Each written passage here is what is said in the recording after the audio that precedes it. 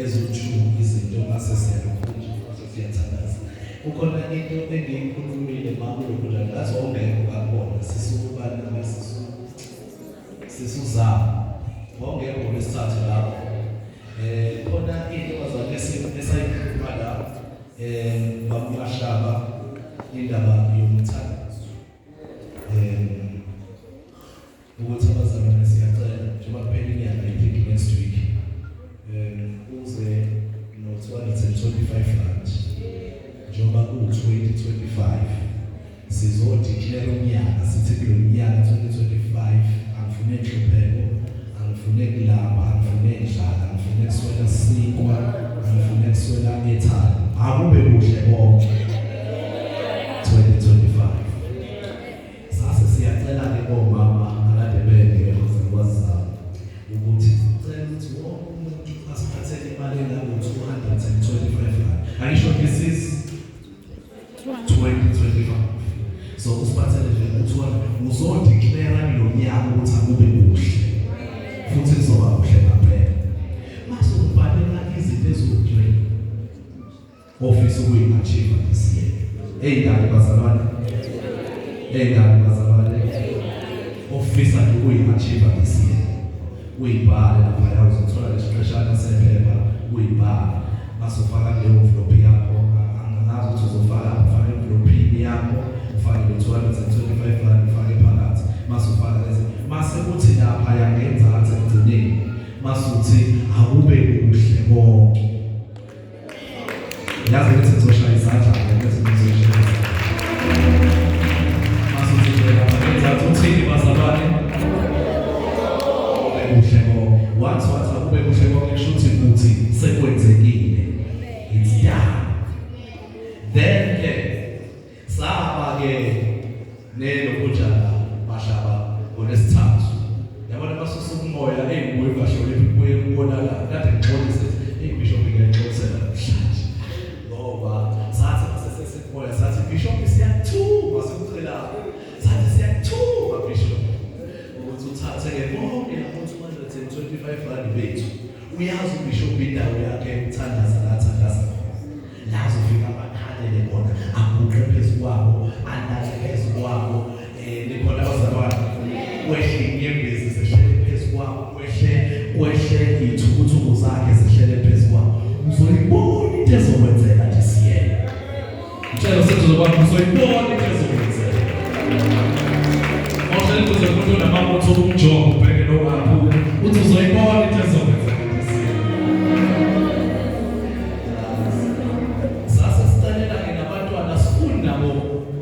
swambasana sisizweni sicela abantwana nibaphathise bona 25 rand 25 rand uthi 20 no 5 rand nikuletha azi nizokwenza kanjani Sunday kodwa ngiyacela njengoba kuphela inyanga next week Sunday nize bazalwane ngiyacela niyongibonga noma kuthiwa sengafa nithi lo yamfundisi lo yamfundisi niyongibonga noma kuthiwa sengafa nizoyibona into ezokwenzeka yes I know manje wangitshela this thing ngibonile emadleni isebenza ngibonile everywhere I go isebenza ngoba nabathi next week noma kanjani siyayenza lento next week wow awusifane blocking awuthi ukuthenge ile nto this lomnikelo ohlukile yabo umnikelo ohlukile awuthi uyothenga izona bishop there ibhedle igift bag oh principal bishop Peter so ufake khona kule bag yakho le yama gifts mase ubhala lezicelo zakho mase lapha phansi uthi akube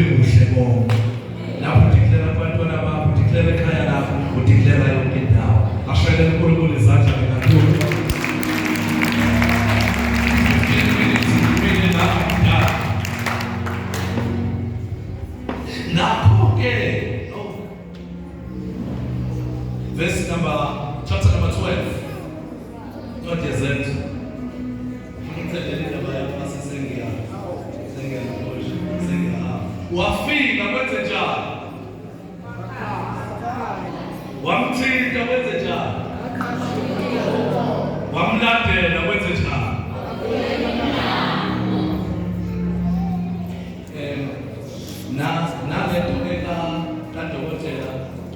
Udokotela uMakhazi, if bazalwane you are very serious about ukuyofunda, take it seriously actually. It will help you. From verse number 2.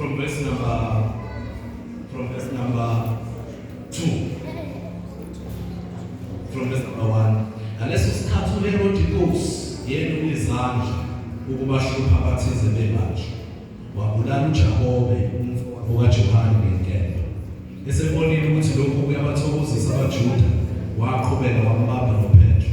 Kwakuyinsuku zezingwa zemvubelo. Wambamba mfaka entilogweni, wamnikela emavini amane, ilelo nalelo linamabutho amane eyayigadwe ngaphela lendoda, ukuba amlinde ehlose ukumkhuphulela ebantwini emva kwePhasika.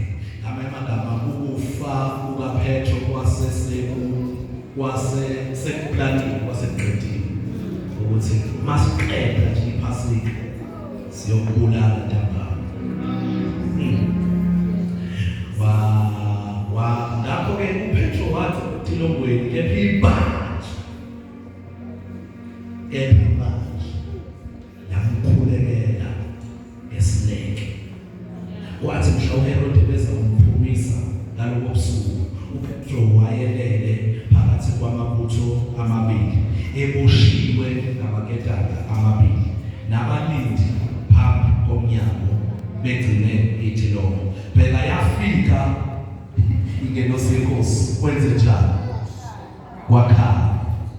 Ukukhanya, phela yafika ingelosi yenkosi kwakhanya, ukukhanya etilongweni. Yamshaya uhlangothini uPetro, uhlangothini, yamvusa ithi shesha usukume. Ayesewa amaketanga ezandleni zakhe, amaketanga ayawa ezandleni zakho, yawa amaketanga. Ingelosi yathi kuye, gqoka, faka izathulo zakho. Wenza njalo.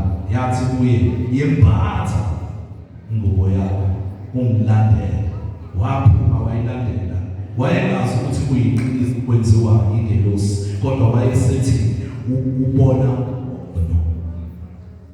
Sebedlulile kubalindi bokuqala nabalindi nabesibili, bafika esangweni lensibhe emzini, labavulekela ngokwabo. Baphuma badlula isithaladi sabasinye, ingelosi yayisimshiya masinyane. Wathi uPetro, verse number 11, esasangulukile wathi uPetro, manje sengiyazi ngeqiniso ukuthi inkosi ithumile ingelosi yayo yangikhulula esandleni sikaHerodi nakukho konke okubhekwe isizwe sabaJuda. Ngamanye amagama, inkosi isidisappoint izitha zaPetro, yadisappointa wonke uJuda nethuna lakhe, washesha umdwabo.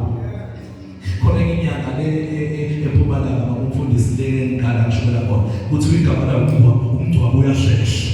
Angazi ukuthi bamqabile nje kwathi umdwabo uyashesha. Noka Petro umdwabo washesha.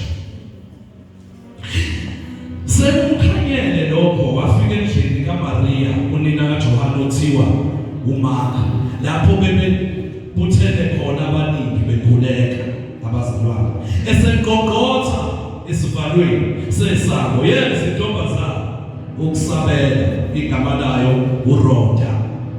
Iselizwile izwi likaPetro, ayivulanga esangweni enxa yokuthokoza, kepha yagijima yabika ukuthi uPetro umi nasesangweni. Abazalwane, izwani abazalwane, kodwa abathi kuyo usho abazalwane, uyashanya. Bathi uyashanya. Yona yaqinisa yathi hayi kunjalo, bona bathi yingelosi yakhe. Kepha uPetro waqinisa, waqoqotha. Sebevulile babona ukuthi nguye, bamangala. Look at your neighbor and say, you're Peter.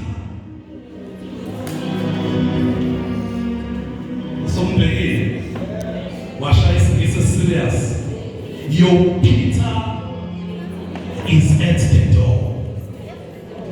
Petro wako. Mnyaka sesumtshela uPetro wako, Petro wako. Mnyaka sesifuna manje zokuthi Mbaba emsaba Mbaba. Bayini ngizela mina ngizodila kahle. uPetro wako mtshela uPetro wako. Uyanoke. I don't know ukuthi yini le okade ungene. This is a 21 days fasting episode. 21 days fasting. Akazi ukuthi yini okade uyithandazela, akazi ukuthi yini okade uyiqhela, akazi ukuthi yini okade uyifisa, akazi ukuthi yini this year ofuna ukuthi lo nyaka uthi uphele usunayo, akazi ukuthi yini ofuna uyifisela abantwana bakho this year, akazi ukuthi yini uyifisela abazali bakho this year, akazi ukuthi yini uyifisela ibusiness lakho this year. Kodwa namhlanje ngizomemezela, namhlanje ngizomemezela iCCFC, ngizomemezela ukuthi uPeter wakho uyangqongqoza emnyango, uPeter wakho kungaba umshado wakho, uPeter wakho kungaba imoti yakho, uPeter wakho kungaba ibhasari yakho, uPeter wakho kungaba uphasa umatric this year, uPeter wakho kungaba uye university, uPeter wakho kungaba uqala imoto, uPeter wakho kungaba uthola umsebenzi. Mhlawumbe kudala uhleli kudala uzama uwafaka ama-CV kodwa ungalungi. Namhlanje somemezela ukuthi besihlangene siyibandla, besingahlanganele indaba, besingahlanganele ukubukana ukuthi awulona ugqoke kanjena namhlanje, last week ubegqoke kanjena, izolo ubegqoke kanjena, kodwa besihlangene siyibandla, sihlangene emkhulekweni sizothi Nkosi yithi laba usaqala unyaka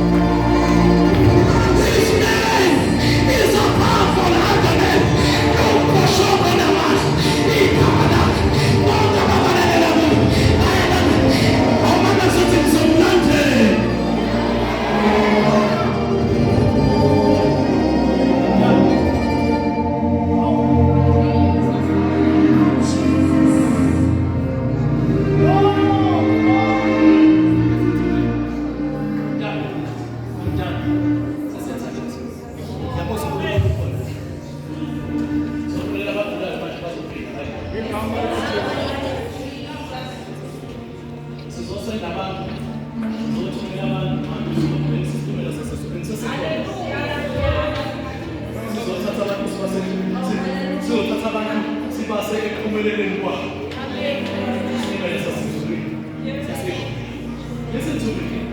When you pray, fast. Making sure when you pray, fast. Interfere much. Then do look faster. And the master is fasting. Since what Jesus is saying, who made you 17 verse 21? Who told you to show? What did you show?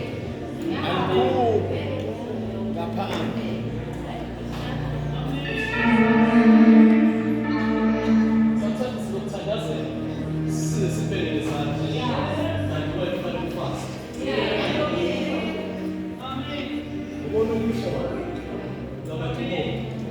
At home,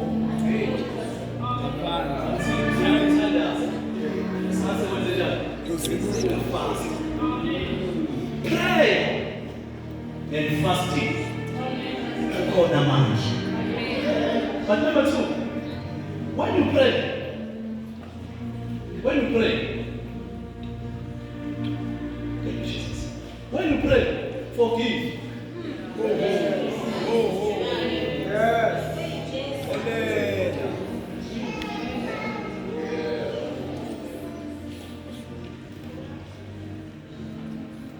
Listen to what Mark chapter number 11, verse number 25.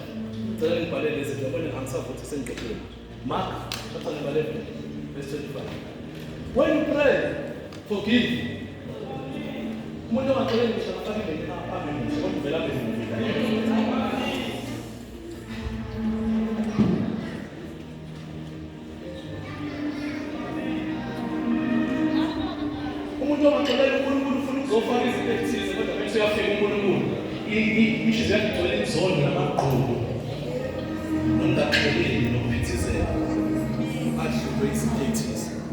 When you pray, forgive.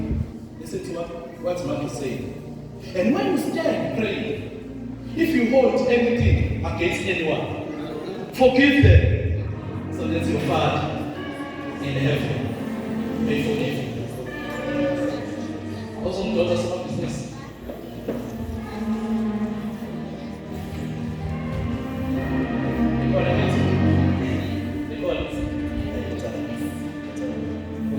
Yes. Is a get family. They want to show us what business. What about the matter? Is a get family at the age.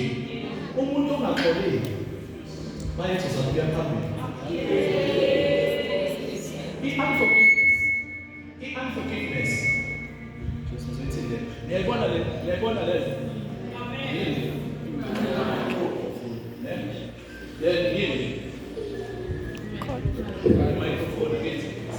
Microphone inentambo leyona intambo yakho iyabonakala ethumela phaya so mangikhuluma mina la uyezwakala ngoba kunentambo econnected ne-mic ne-amplifier. I-unforgiveness ungaxoleli ngizonisiza nokuqina ungaxoleli ufana njengomuntu ophethe i-cordless mic intambo i-mic kodwa inentambo kodwa intambo yakhona ibonakala intambo yakhona it's invisible. Umuntu ongaxoleli usakhonekthile nesitha sakhe. Uyazi ukuthi ubona ngani isitha sakhe mangasifuna ukuthi angalali namhlanje simele simshaye nge-SMS sithi unekhanda elikhulu.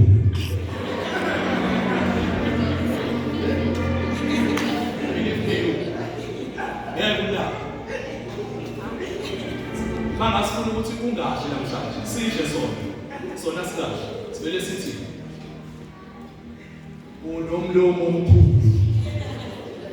Noma kuthiwa kade ngibekile ukuvela usuthi. Why ngoba kunentando exhumanise wena nesitha sakho. Ngomvele kuyasizwa ngicela ukubona ukuthi Nkosi iseyiyo. Uzubona ukuthi uyacontrol umuntu mayisitha sakho.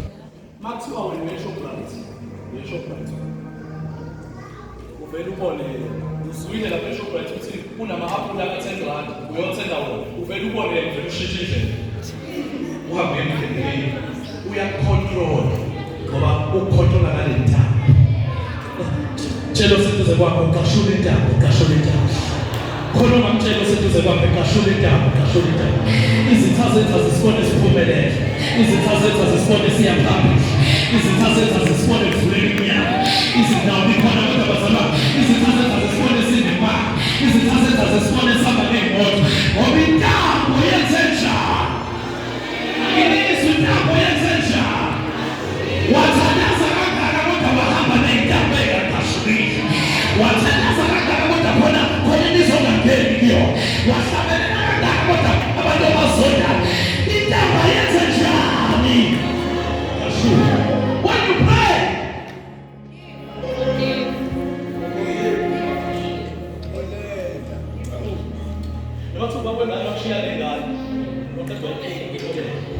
for your own good. I say,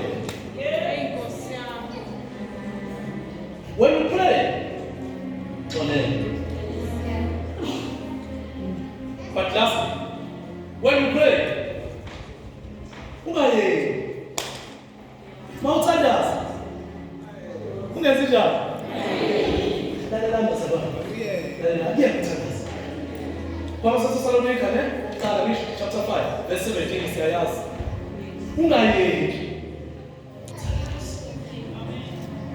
When you pray, ungayeki. Lalela masababa. Umthandaza siwenza ube lifestyle. Bishop, once wabona kwandindaba okwazi ukuthi umthandazo uhambe. Ngoba umthandazo ungena kuba khona indaba. Umthandazo ungena kuba khona ukukhopha.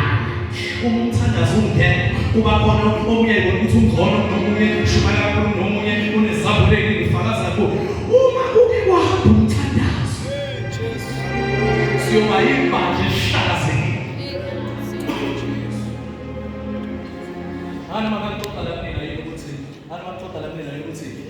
kukhona umama nje esontweni. Wayithandaza ngempela ngomfundisi wami. Ithandaza kwami impela. Wow umthandazweni. Angasithatha kuyayo. Wow umthandazo. Manje sewule emthandazweni. Uselinda nje igama. Uselinda ukuthi ngizofakaza Sunday. Manje izofakaza kuthiwa i-church. Akafakazi uyabhinqa. Uye ukuthandaza. Wangena ebhinqeni. Bayihlangana nomzalwane thizeni edrobheni. Yabo babethu, umnandi babethu.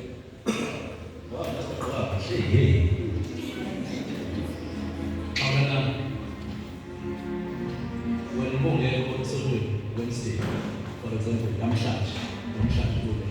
Lo ubekho usehlangana naye, akesho. Abazalwane bakhonza ndawonye. Bayabingelelana, sabona mzalwane wami njalo.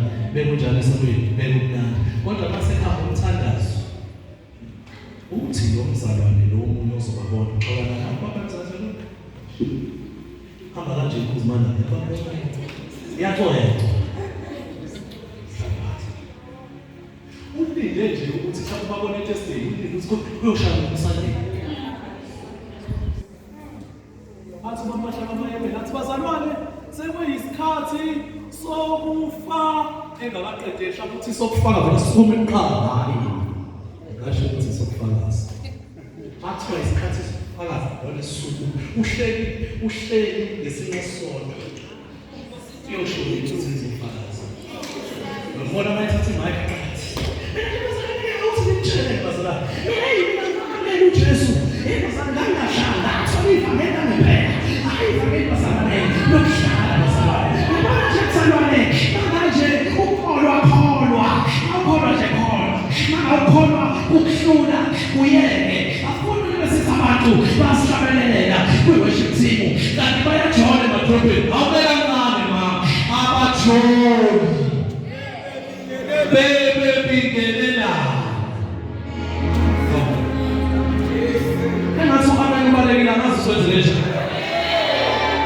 ngiyapela ngathi balekile selo senzo kakhulu akiye ukuthandaza bakiye ukuthandaza masukujayela yena wathi wayeka ukuthandaza sokungena endabeni ingane imithi ziyokwaziwa uwena ingane ejolayo zizokwaziwa uwena ingane injani lezo kodwa masibamba umthandazo.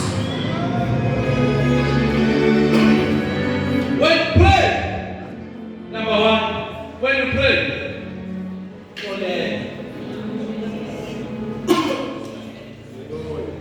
when you pray, number one, when you pray, fast. Mawuthandaza ibala naso nesikhathi sokuzimu. Ngoba olunye uhlobo lwamadimoni aluphumi.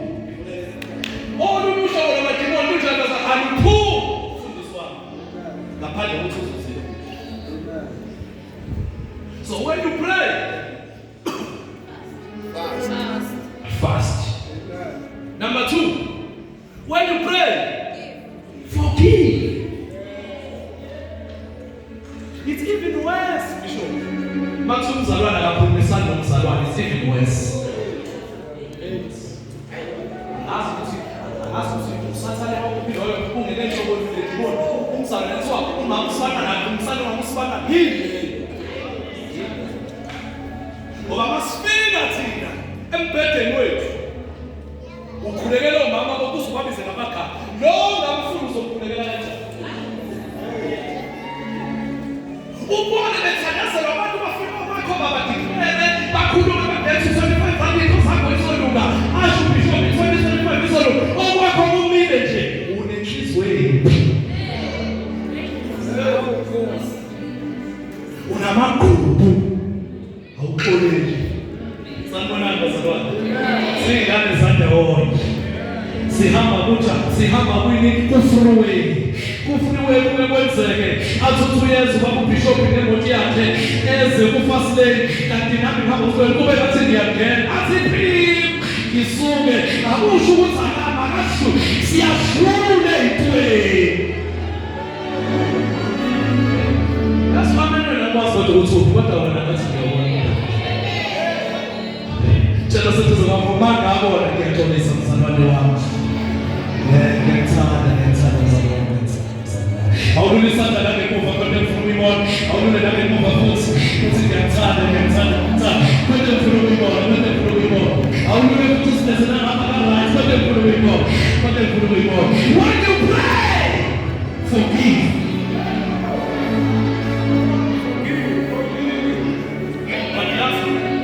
When you pray, I get to get to number one. When you pray, two. When you pray, three. When you pray, do not stop. But four. When you pray, down.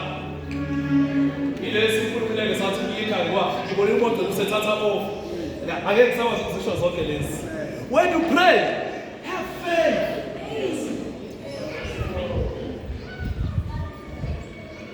Number one, when you pray. Number two, when you pray. Number three, when you pray. But four. Listen to what Hebrews chapter 11 is saying. God, listen. Hebrews chapter 11, listen to it. What now faith is? Confidence in what we hope for. And assurance about what we do not see. Dala, itaisizisho mina niazo bazalwane. Itaisizisho mfundisi njani? Mawufuna indlu nje uzela yedli ngizokunika futhi kokuwena ngizokunika mahhala. Listen to me. Kukhona umuntu maseyithengile indlu. Mfundisi wami esiyenzayo. Maseyithengile umuntu indlu yazi senze njani? Simnika i-title. Tselumamela. Simnika i-assurance. Ukuthi noma usengafiki uzala azothi nomuzo wakho wena uvele uveze i-assurance. That's what faith is. Faith.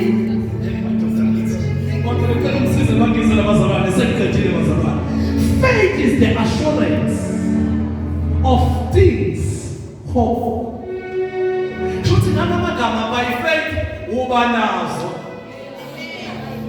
ungakayiboni, uba nakho ungakabi, uqala uhambise komuntu osenakho. Sanibona abazalwane, uqala uhambise komuntu osenakho, kodwa khuluma nami, kodwa ungakabi nakho ngoba uphethe i-assurance. What is assurance? Faith.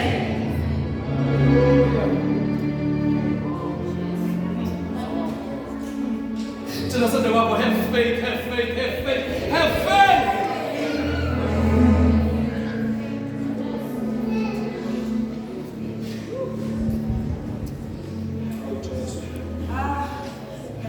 Mark chapter number 11, verse number 24. Uthi konke elikukhulekela nelikucela ngizwani ke la khona afike angidide khona khonwani.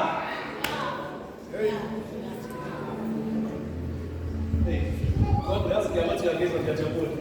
Konke elikukhulekela nelikucelayo lalelani khonwani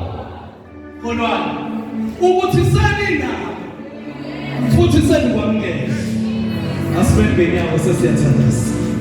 Konke ebenikukhulekela njoba namhlanje sizoqeda ifasting ngizodeclare namhlanje konke kade ukukhulekela noma kade ukuthandazela khonwa ukuthi usona futhi usukwamukela.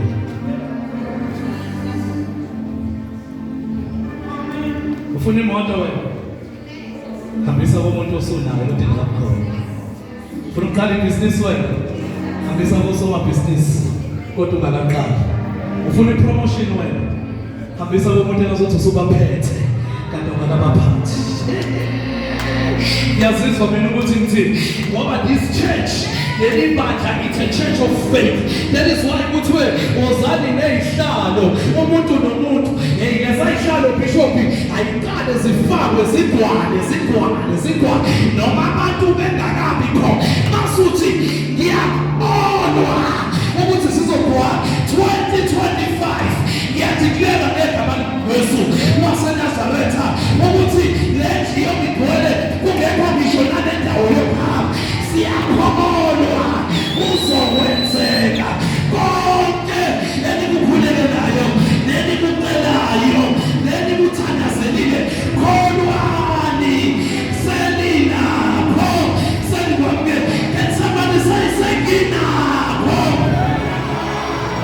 Anginisho kakhulu senginapho.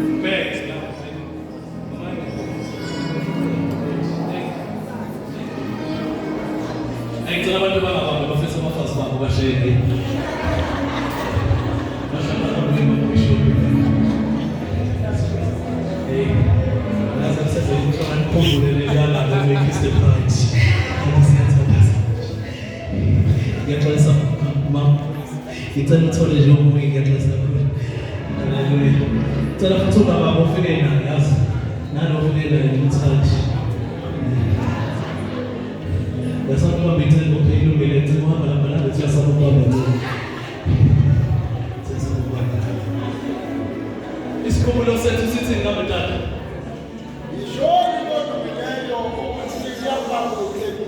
yisho baba ungajaha yisho futhi yisho kolungile ukuthi kuyakuba kuhle kuye ngiyokuthi ithelo sezenzo zabo. Awuphinde bamashaka. Ungafikile eThekwini kulungile. Ishoni kodwa Ishoni komunye nomunye. ukuthi uyahamba kahle. Ukuthi 2025 kuzokhanya. 2025 kuzokashuka. 2025 kuzovuleka. 2025 kuzobuya izinto. Awusafika kuleyo. Kuzobuya izinto. 2025 uzongena la usuvalelwe khona. Yisho kunoseduze kwakho ukuthi 2025 akube njani bakumahlaba.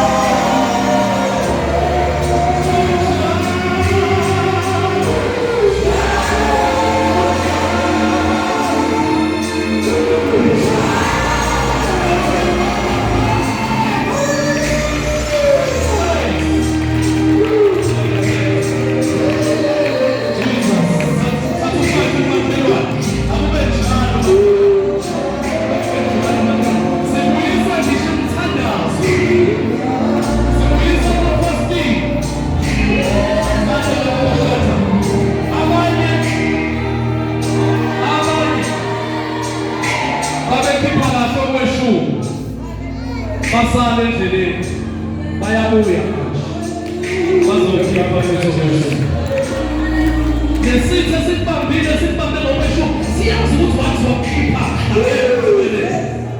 namhlanje siyaqashuka siyaphunyuka khona babevuka ekuseni bathanda buyela nge-opposition go back to your position.